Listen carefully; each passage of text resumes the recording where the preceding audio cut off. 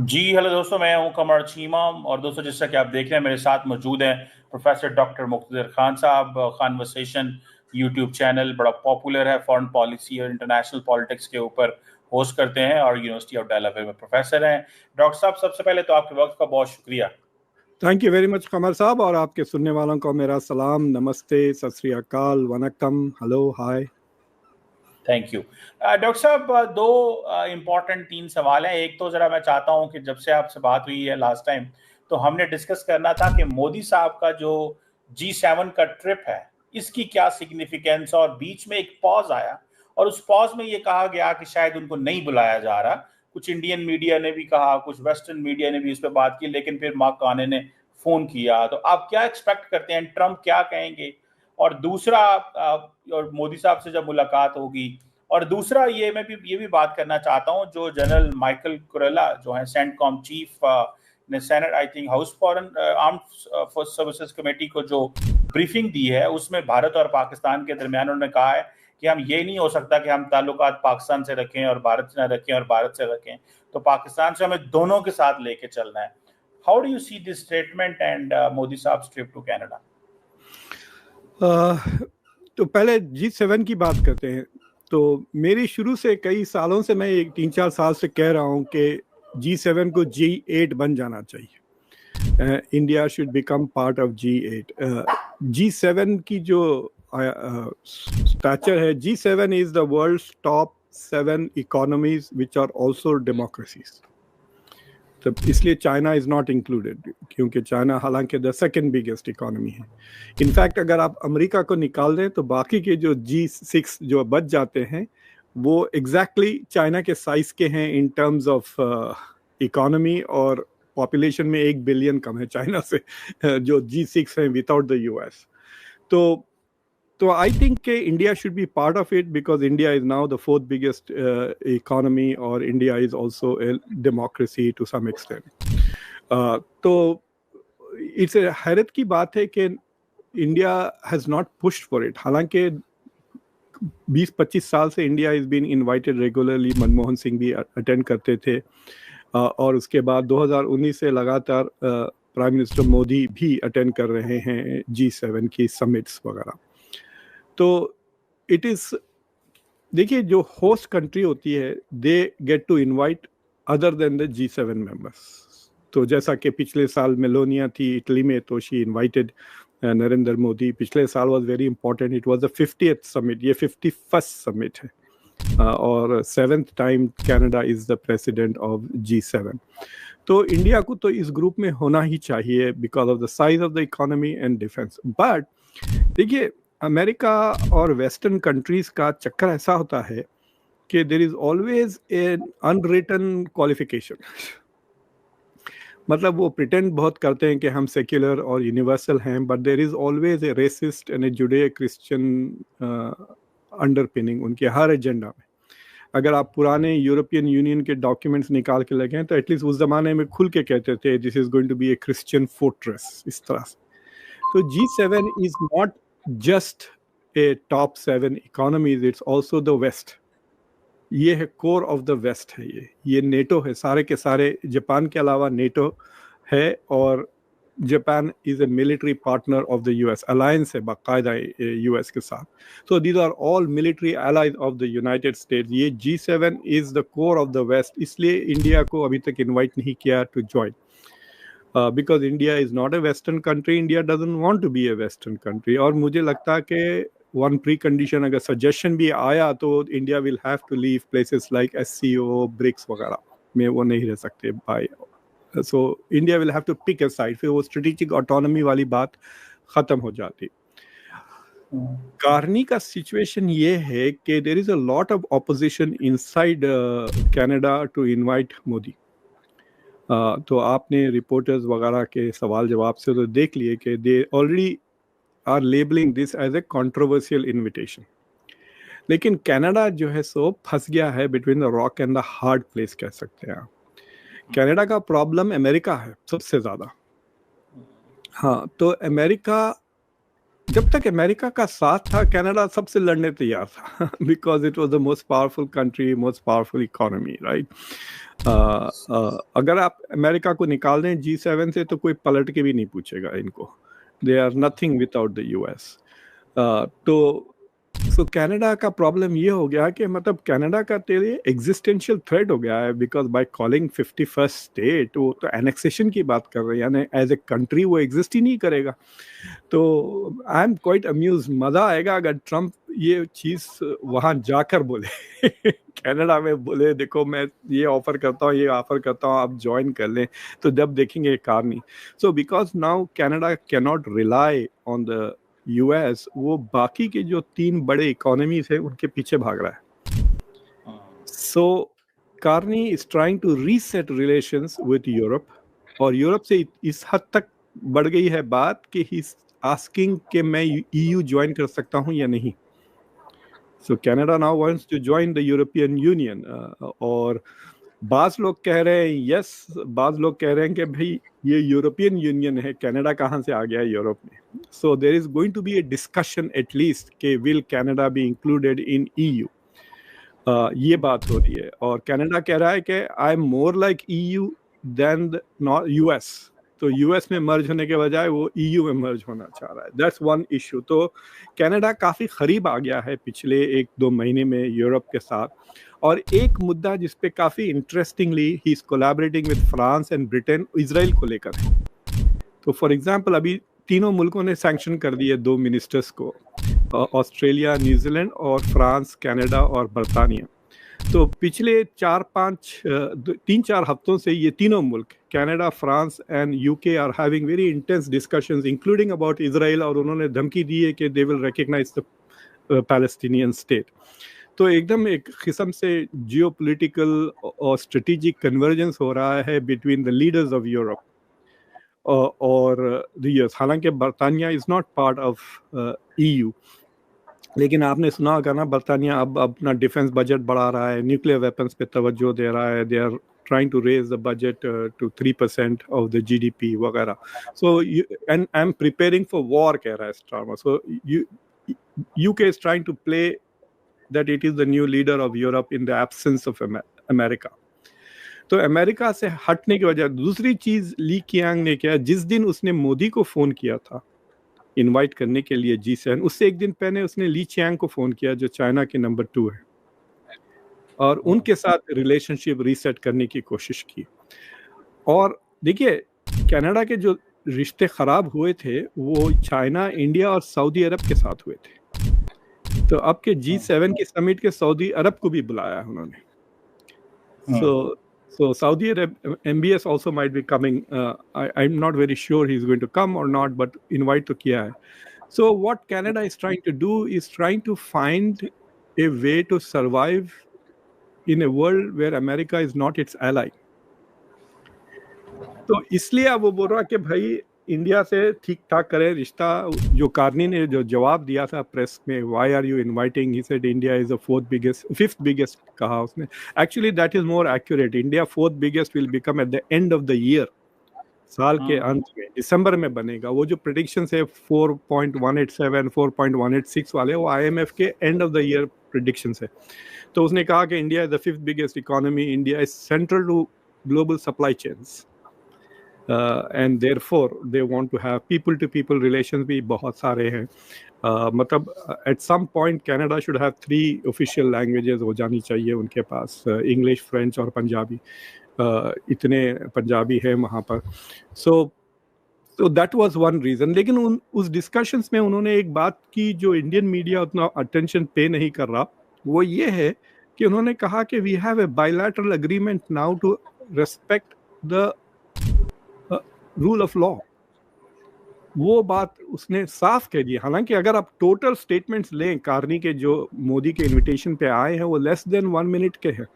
मैंने एक शो में इंक्लूड किया तो मैंने वो दोनों क्लिप्स लगाए हैं, तो they are less than 2 minutes the total comments. और उसमें उसने साफ कह दिया कि हमारी बायलैटरल अंडरस्टैंडिंग है कि rule of law, and in that context I have invited him. यानी उनसे पहले बात हो गई कि आप हमारा रूल ऑफ लॉ जो हम इन्वेस्टिगेशंस कर रहे हैं इस पे। तो मैंने आपको एक स्क्रीनशॉट भेजा, वो आप शेयर करें। वो कनाडा का G7 का एजेंडा है। और अगर आप इस एजेंडा का जो पहला पॉइंट है अगर आप वो देखें, that itself is problematic for India. वो फॉरेन इंटरफियरेंस को नंबर 1 एजेंडा पे डाला हुआ है। और फॉरेन इंटरफियरेंस की जो रिपोर्ट आई है उसमें कनाडा कहता है कि there are at least 4 countries which are interfering in Canadian politics. वो रशिया, चाइना, ईरान और इंडिया है। तो कनाडा के लिए ये बहुत प्रॉब्लमेटिक हो गया है कि चाइना और इंडिया और ईरान और रशिया उनकी इंटरनल पॉलिटिक्स में, इलेक्शंस में इन्फ्यूज। इंडिया के ऊपर बाकायदा काफ़ी एक हियरिंग भी हुई। तो कनाडा की जो इंटरनल रिव्यू कमेटी थी उनकी रिपोर्ट आई जिस पे इंडिया पे काफ़ी तफसीलन था कि इंडिया पैसे कैसा खर्च करता है, इंडिया अपने डायस्पोरा को लेकर is trying to get people elected जो प्रो इंडिया है, इस तरह की। So they have categorized India as one of the 4 countries जो foreign interference करते हैं। हाँ, ये देखिए, उसको मैंने हाईलाइट भी किया, protecting our communities and the world, strengthening peace and security, countering foreign interference। ये नंबर 1 एजेंडा है। तो यानी इस पे बातचीत होगी and Prime Minister Modi will also have to talk about it। So let us see how it goes। सबसे interesting चीज़ जो होगी वहाँ पर, अगर प्रेस कॉन्फ्रेंसेस होती हैं तो कैनेडियन रिपोर्टर्स तो ज़रूर पूछेंगे निज्जर के ताल्लुक से नरेंद्र मोदी से। और दूसरा, अगर डोनाल्ड ट्रंप के साथ अगर बायलैटरल होता है मोदी का, अभी तक तो मुझे खबर नहीं मिली कि देयर इज़ अ कन्फर्मेशन के बायलैटरल होगा। If they have a bilateral and if there is reporters there, I guarantee you Trump फिर कह देगा कि my friend here Modi is so grateful to me for bringing cease fire. उसके बाद अब मोदी क्या करते हैं वो देखे। So I think Modi is going to avoid being with Trump and reporters at the same time because कोई predict नहीं कर सकते, unpredictable है। वो इतना unpredictable हो गया कि शी जिनपिंग ट्रम्प से मिलने के लिए ही is putting conditions, बहुत strict conditions, क्योंकि वो जिस तरह से ज़ेलेंस्की के साथ सलूक किया गया और जो साउथ अफ्रीका के प्रेसिडेंट के साथ सलूक किया गया, प्रेसिडेंट साउथ अफ्रीका के खिलाफ तो झूठे मूठे बातें करके उसको इंसल्ट करने की कोशिश की ट्रंप ने। जो वीडियोस जो ट्रंप ने बताए वो सारे फेक वीडियोस हैं। So I think there must be some concern कि आदमी अनप्रेडिक्टेबल है, कुछ भी कह सकता है and you can't because of the enormous power आप वापस में कुछ भी नहीं कर सकते, समझे। अगर ये ट्रूडो होता और वो टेढ़े मेढ़े बातें करते वहीं मुंह पर, आई एम श्योर मोदी टेढ़े मेढ़े बातें उनके साथ भी कर लेते, लेकिन ट्रंप के साथ यू कांट डू दैट। देखिए आप इलॉन मस्क ने माफ़ी मांग ली, अपने सारे डिलीट करके ना, कहते हैं ना अब आया ना ऊँट पहाड़ के नीचे। $152 बिलियन का नुकसान हुआ है टेस्ला को जब से झगड़ा शुरू हुआ है ट्रंप के साथ। तो ट्रंप तो उसको बर्बाद कर दे सकता है। इनफैक्ट मुझे तो शक है कि इलॉन मस्क ने अपनी F1 से जब वो H1B को ट्रांसफर किया उसने from student to work visa, उसने कुछ लफड़ा किया है 1 साल का। They can go back and take away his citizenship. और मुझे लगता है Kash Patel is probably already investigating to check कि इसने कुछ इलीगली काम किया है या नहीं अमेरिका में। अगर उसने इलीगली काम किया है तो they can revoke his citizenship also. तो देन तो गया ना वो। सो देयर आर बहुत ही अनप्रेडिक्टेबल आदमी है and we will see what happens. G7 का जो एजेंडा है 3 चीज़ें वो हाईलाइट कर रहे हैं, एनर्जी और सिक्योरिटी। यूक्रेन का जिक्र बहुत ज़्यादा होगा डेफिनेटली। और जो तीसरी चीज़ है वो डिजिटल अडेप्टेशन वगैरह है, तो उसमें मेरे ख्याल से Modi will participate more, securing partnerships for the future, building strong infrastructure वगैरह। तो आई थिंक वहाँ पे उनकी ज़्यादा डिस्कशन होगी और डिजिटल इंफ्रास्ट्रक्चर को लेकर। जो सिक्योरिटी का है, protecting our communities and the world, वहाँ पे देखना है कि क्या मोदी पुशेस के ये एंटी पाकिस्तान को diplomatically isolate. It will be very interesting. अगर इंडिया के कोई मिनिस्ट्री ऑफ एक्सटर्नल अफेयर्स वाले लोग सुन रहे हैं तो मेरी एडवाइस ये है कि मोदी को कि वो मुद्दा ना छेड़े। अगर मोदी मुद्दा ना छेड़े तो पाकिस्तान का कोई जिक्र ही नहीं होगा G7 समिट में। It is as if Pakistan does not exist. Yes. Pakistan की याद सिर्फ मोदी दिला सकते हैं इस समिट में by bringing it up, and it is up to him to be smart about it. So we'll see what it does. These are the big boys. It's like saying कि भाई विराट कोहली की मुलाकात हो रही है इमरान खान के साथ, विवियन रिचर्ड्स के साथ और बड़े बड़े क्रिकेटर्स, तो गली के क्रिकेटर प्लेयर का नाम लेने की क्या जरूरत है आपको? That is how it is. So Modi has to realise कि अगर पाकिस्तान का वो जिक्र छेड़ेंगे तो it will then Pakistan will be on the agenda of G7. और जिस तरह से पाकिस्तान के ऊपर सारी वेस्टर्न गवर्नमेंट्स आजकल इनायतें फरमा रही हैं, IMF के देखिए मई 9 तारीख को एक नहीं 2 लोन्स पास हुए हैं. I don't know why people keep saying $1 billion. 2 loan pass हुए हैं, एक 1 बिलियन का और एक 1.4 बिलियन का. 2 लोन्स अप्रूव किया IMF ने मई 9 को, while operation Sindoor was ongoing, और सिवाय इंडिया के किसी ने एब्सटेन नहीं किया. IMF just to tell the viewers के जिस सुबह शाम को अगर इस वक्त लोन अप्रूव हुआ है तो कुछ घंटे बाद पाकिस्तान ने हमला कर दिया था. जी हाँ, और फिर उसके बाद वर्ल्ड बैंक ने $40 बिलियन इन्वेस्ट करने की बात की है पाकिस्तान में, विच वाज 2-3 वीक्स अगो. फिर एशियन डेवलपमेंट बैंक $800 मिलियन दे रही है पाकिस्तान को. सो और ये सारी चीजें विदाउट एशियन डेवलपमेंट बैंक को छोड़ दे, वर्ल्ड बैंक और IMF का अप्रूवल विदाउट US अप्रूवल नहीं हो सकता, बोथ ऑफ दोज इन्वेस्टमेंट्स. और अगर 3-4 यूरोपियन कंट्रीज स्ट्रांगली अगर अपोज करते हैं तो और याद रखें वर्ल्ड बैंक का जो प्रेसिडेंट है वो इंडियन अमेरिकन है.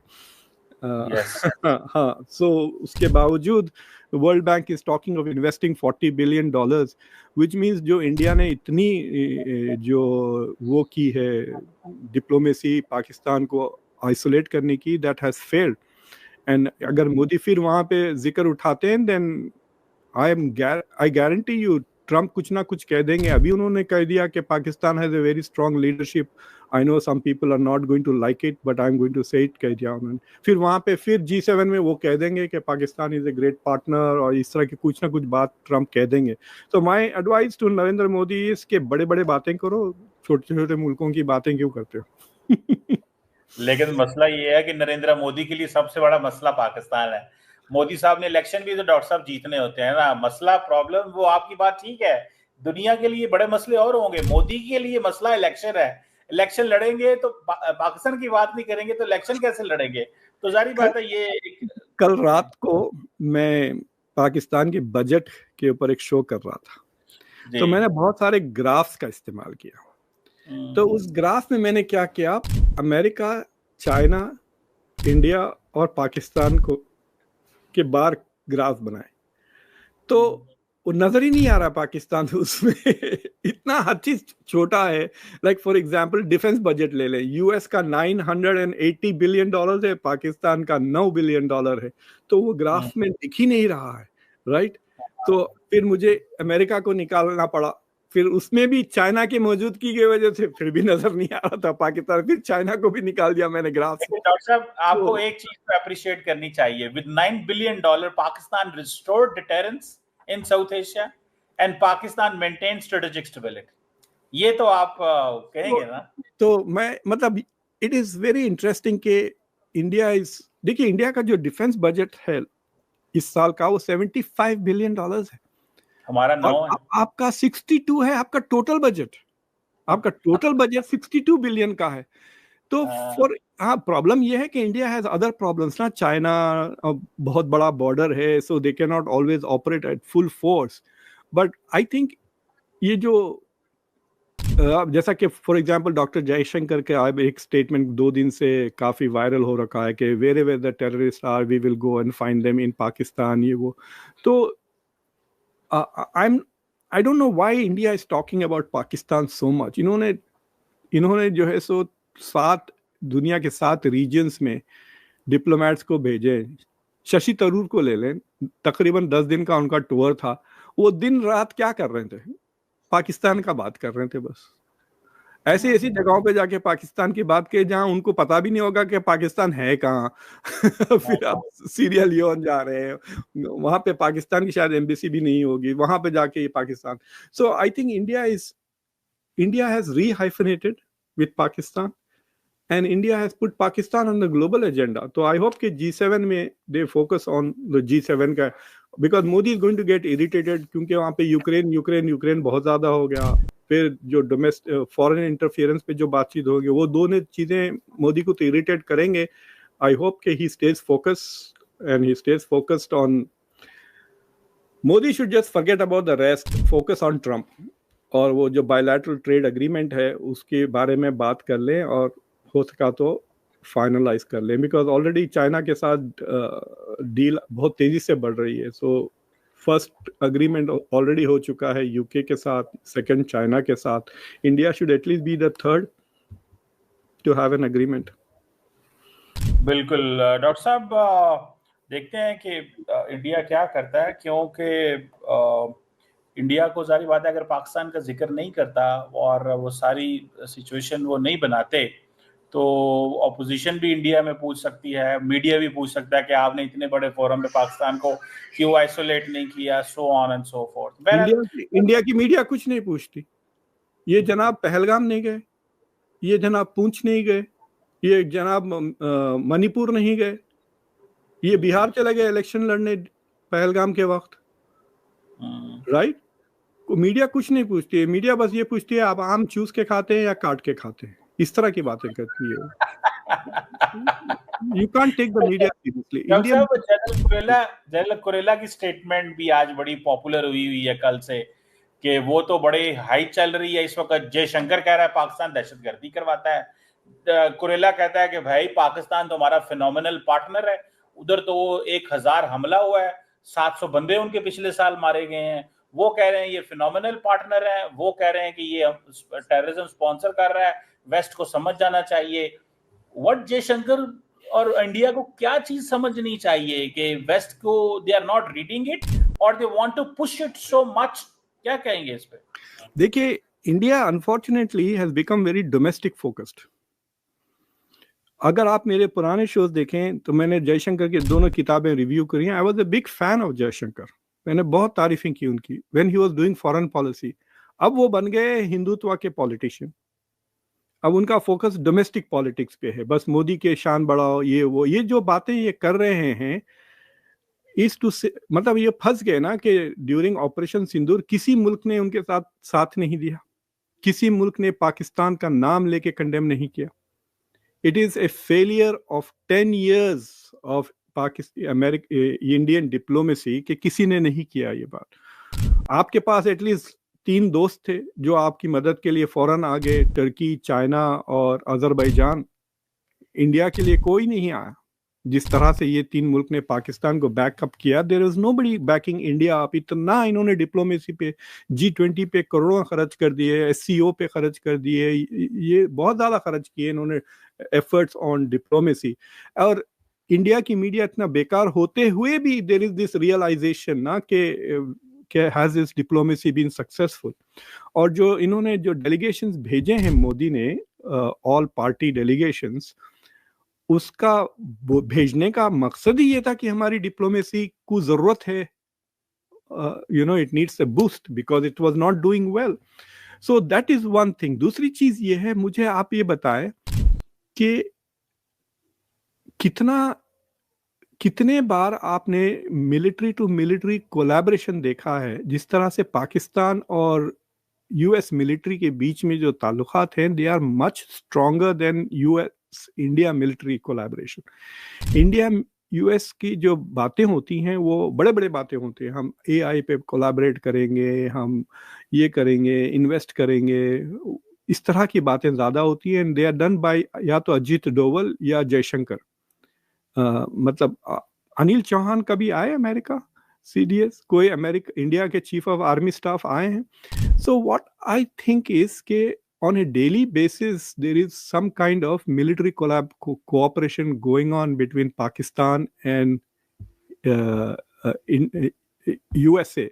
तो जनरल कुरेला का जो टेस्टिमोनी थी to the Senate Armed Services Committee, by the way मैंने भी उस कमेटी को टेस्टिफाई किया है एक बार. It's one of the highlights of my career to Senate Arm Forces Committee के लिए. तो उसमें उन्होंने 2-3 चीजें कही. वन, ही सेड कि उनको स्टेटिस्टिक्स पता था कि पाकिस्तान ने के ऊपर इस साल 1000 अटैक्स हुए। तो पाकिस्तान अब तो सोचिए, अगर आप के पास वो डेटा है तो वो कहेंगे अरे इंडिया को एक अटैक हुआ तो ये जंग कर रही है। पाकिस्तान के ऊपर तो 1000 अटैक हो चुके हैं ना। Literally he saying 1000 attacks, terrorist attacks on Pakistan in the past 1 year. वो अभी साल खत्म भी नहीं हुआ इस साल। दूसरी चीज ये है कि मतलब बहुत स्पेसिफिक तारीफें की उन्होंने। He talked about how 5 ISIS Khorasan के जो एजेंट्स को हमने, उसने भी कहा कि वी गेव हिम वेग इंटेलिजेंस दिए, मतलब नॉट वेरी स्पेसिफिक। तो जो इंटेलिजेंस गैप था उसको पाकिस्तान ने भरकर फिर उनको मारा भी। और फिर जो ट्रंप ने एक्नॉलेज भी किया है पाकिस्तान को अपने जॉइंट सेशन में, जो उन्होंने सेनेट, और उसमें सिर्फ पाकिस्तान को थैंक किया फॉर वो जो बंदा जो जब अगस्त में जब यूएस विड्रॉ कर रहा था, जो सुइसाइड बॉम्बिंग ऑर्गेनाइज की थी जिसमें 13 मरीन्स मारे गए थे, तो उसके बारे में एक्नॉलेज किया। तो मुझे लगता है कि पिछले 2-3 महीने से जब वो पाकिस्तान ने जो एक्स्ट्राडाइट किया ना उस बंदे को, आसिम मुनीर ने फोन करके कहा कुरिल्ला को कि जाके प्रेसिडेंट से कह दो कि मैंने इस बंदे को पकड़ लिया है और मैं देने के लिए तैयार हूं। तो आई थिंक वहां पे ब्रीफिंग हुई होंगी पाकिस्तान की cooperation with the US in counter terrorism to Trump, और वो उसके दिमाग में बैठ गई कि ये तो हमारा साथ देता है काउंटर टेररिज्म में। So it has become very difficult for India to say Pakistan is a sponsor of terror when Pakistan is fighting terrorism with the US. और मुतासर भी हो रहा है, बंदे भी मारे जा रहे हैं। हाँ, बंदे भी मारे जा रहे हैं और विक्टिम्स भी हैं। और so I think India will have to stop talking about Pakistan. ये जो समझ रहे हैं कि we are going to win diplomatically, ये तो पिछले 5 साल से यही कर रहे हैं और दे लॉस्ट इट। उल्टा पाकिस्तान यूएन की किसी काउंटर टेररिज्म की कमेटी पे भी इलेक्ट हो चुका है, which was like very funny. I found that so funny. तो I think that India needs to rethink its diplomacy। और ये जो एक आप भाग रहे हैं वेस्ट के पीछे, foreign trade bilateral trade agreements चाहिए, you want them to hire Indians, visas चाहिए वगैरह वगैरह। फिर दूसरा, फिर आप अकड़ के भी बहुत बात करते हैं। वो सारा अकड़ के जो बात कर रहे हैं that is not in the interest of India's national interest. आपको ऐसा लगता नहीं कि जर्मन वाले अकड़ के नहीं बात कर सकते? अभी भी जर्मन फॉरेन एड देता है इंडिया को। जर्मनी स्टिल गिव्स फॉरेन, आपको पता है। हाँ, और पूरी इंडिया और पाकिस्तान की अगर आप हिस्ट्री ले लें, India is one of the top 10 recipients of US add. अच्छा, हाँ, तो आपका हाथ अभी भी नीचे है। बातें तो आप बहुत ज्यादा कर रहे हैं, जाके देख लें आप, अभी भी एड मिलती है इंडिया को। हाँ, ये और बात है कि they are very small amounts in very specific categories में एड मिलती है।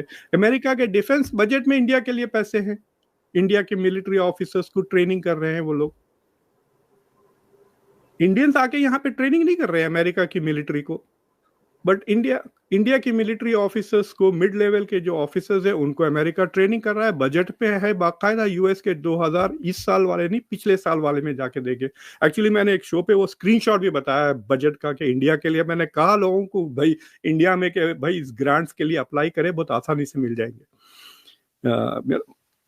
आप कह दो कि मैं 10 कर्नल्स को लेके आ रहा हूँ मेरे थिंक टैंक में, 2 दिन का सेमिनार है on the role of AI in warfare, future warfare, मिल जाएंगे पैसे आपको, because they are trying to improve the capacity of Indian arm forces.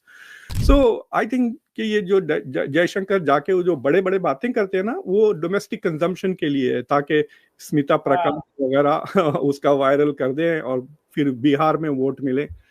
So I think this, मतलब मैंने एक आर्टिकल लिखा है द डिप्लोमैट में, जिसमें मैंने साफ लिख दिया कि जो नरेंद्र मोदी की डिप्लोमेसी है, it is a threat to India's national security, because the मकसद इनका मोदी को चढ़ाना है, इंडिया की इंटरेस्ट के नहीं है। देखिए आप स्मिता प्रकाश को जानते हैं आप, ANI के? यस वो जर्नलिस्ट जो उसने 5 मिनट का वीडियो बनाया जो एकदम वायरल गया इंडिया में, जिसने उन्हें कह दिया G7 इज इररेलेवेंट, और अगर मोदी को दावत भी आई तो he is not going to attend. क्यों, क्या जरूरत थी?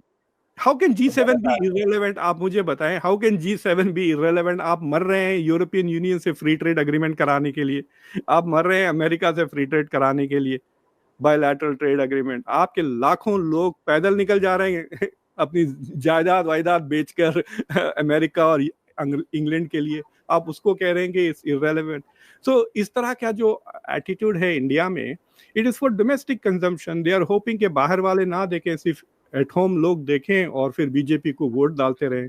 So this is one of the problems in India. India needs to do foreign policy to protect India's interests, not BJP's, not Modi's.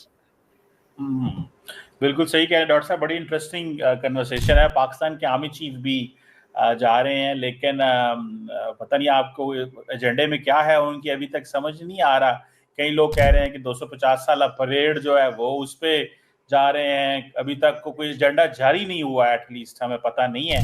Washington आ रहे हैं ना, वो वॉशिंगटन आ रहे हैं, वॉशिंगटन आ रहे हैं। तो ये तो उनके लिए this is like a gift, तोहफा है। इट इज लाइक एक वॉशिंगटन इस तरह के लाइक फोटो, आप इससे पहले भी आपने देखा वो खड़े खड़े फोटोग्राफ लिए थे ब्लिंकन ने, याद है? ब्लिंकन के साथ उस वक्त DGI थे और वो so at that time they had taken a photographs.